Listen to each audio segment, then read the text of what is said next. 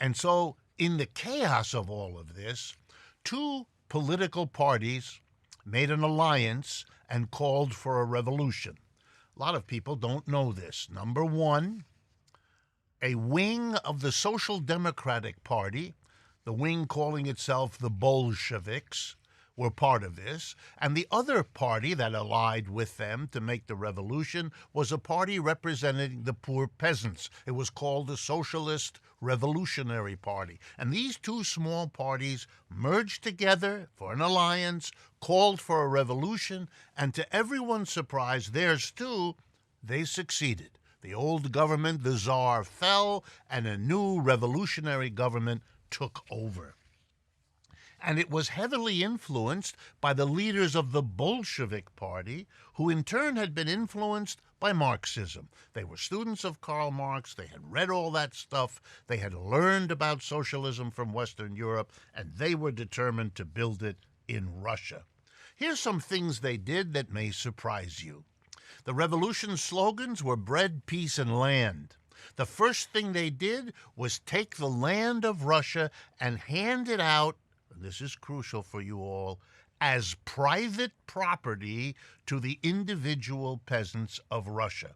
The notion that the Soviet Revolution was a revolution against private property is false and wrong and comes out of that Cold War hysteria. They weren't opposed to private property. They gave out property as private property on a scale no one has ever equaled since.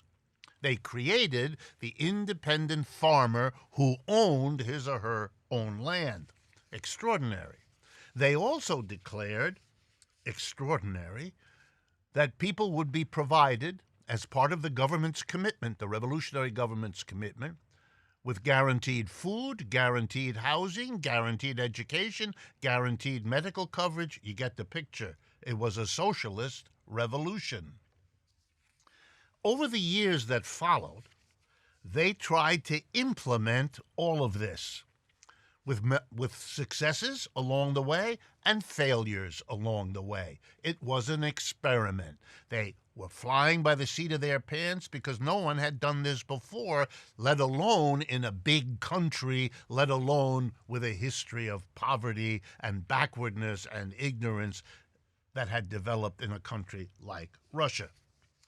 They quickly discovered, as they rebuilt after the war, after the revolution, that they had enemies, and the enemies affected them deeply. Again, for those of you who don't know, in the immediate aftermath of the revolution, 1917, they were invaded by four countries who tried to put down the revolution. The four countries, all of whom sent troops that landed in Russia to fight the new revolutionary government: France, Britain, Japan, and the United States. Just a little footnote. The United States landed troops on Soviet soil. The reverse never happened. You can ask yourself, who's entitled to be afraid of whom, given that history?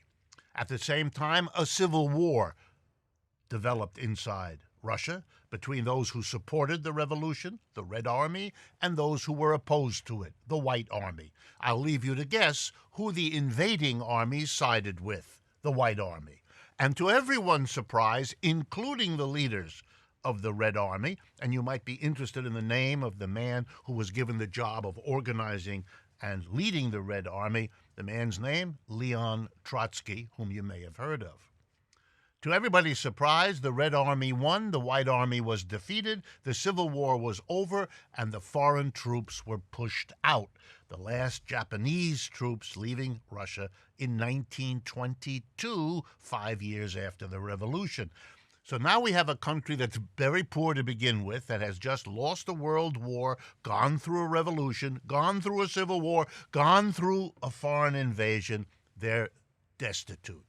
The achievement of the Soviet Union, which has to be understood, is that it went from that level of destruction in 1917 to 22, so that 50 years later, in the 1970s, Russia had become the second most important superpower in the world, second only to the United States.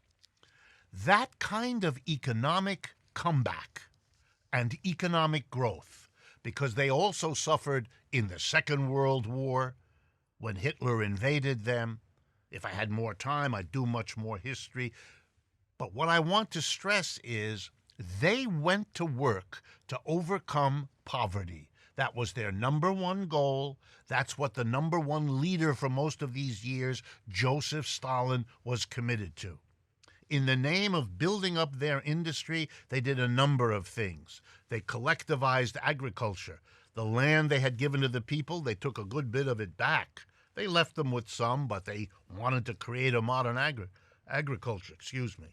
The government took over industries to make them work very hard. They built up their machines. They built up their industrial base. They didn't spend a lot of effort on consumer goods, which is why in the Soviet Union they were behind the West when it comes to standards of living.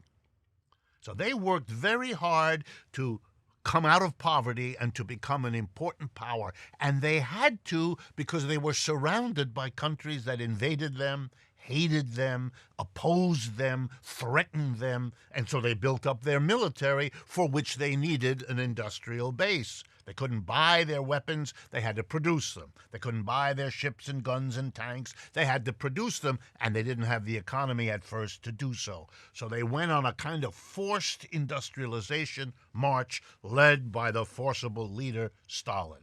Civil liberties thrown to the side. Individual freedoms repressed. Absolutely, that's a critique of what happened there, but it's important to understand why it happened and in the service of what it happened. It's important to balance the criticisms of what they did, the price they paid, with what it was for.